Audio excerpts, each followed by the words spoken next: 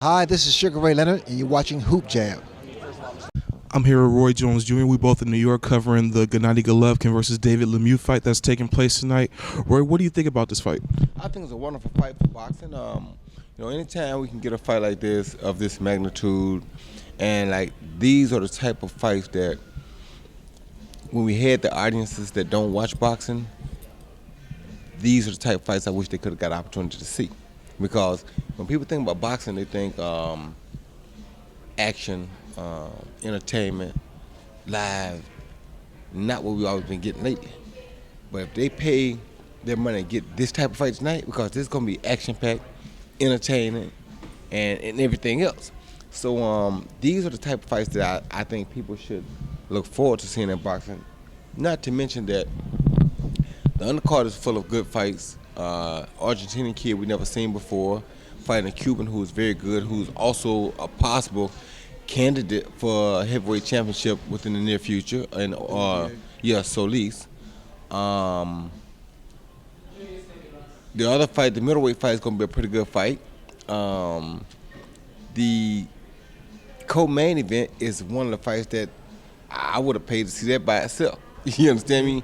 Brian Valoria and Chocolatito Gonzalez. I mean, it don't get much better than they at 112, but Chocolatito Gonzalez right now is the new era of the pound for pound ranking by most organizations. So having you got the pound for pound by most organizations and the pound for pound fan favorite being Triple G on the same card, and a guy like Lemieux who's coming to try to beat him, you can't ask for a better card. And don't just wipe off Brian Valoria, because if Chocolatito ain't ready, Valoria is gonna pull an upset. So Chocolatito got to be ready, because Brian Valoria stays ready to upset whoever.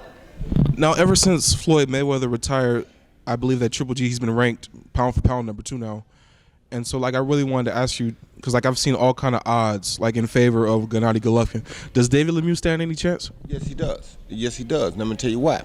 David Lemieux is a guy that don't give a care about nothing and nobody. He will fight to the end.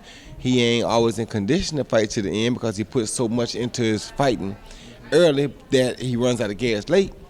But until he run out of gas, it don't get no more powerful. And in fighting and in boxing, power sometimes can change things. I'm much better fighter than Antonio Tarver ever thought about being. But the power changed things. So sometimes power can come in and upset the apple cart. Now, I don't mind you had his eyes closed, but still, power can change things.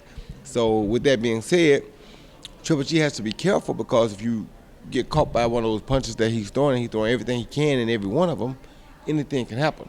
As far as boxing goes, Triple G is by far the better fighter. Said it's been mandated by the WBC that the winner of that fight is pretty much has to fight the winner of Golovkin versus Lemieux. And since Gennady is such a high favorite, which guy do you think would do better, against Gennady, Canelo or Cotto? Well, I'm not going to say that yet, because I'm not going to count David Lemieux out until he's out, because I know he's going to come out fighting, and it would be unfair and disrespectful to just count David Lemieux out.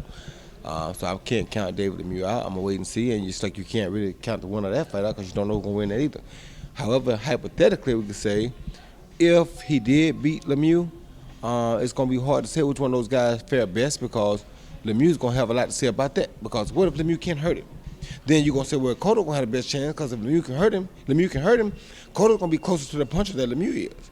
But if Lemieux can't hurt him, or let's say Lemieux gets in and pushes him backwards some and does good because he's a little bit heavier, then you're going to say, well, Canelo may have a better chance because he's heavier and can push him back. So all those things would be predicated on how we see Lemieux do first. Whether Lemieux wins, whether Lemieux hurts him, whether Lemieux gets crushed, however Lemieux, we don't know yet.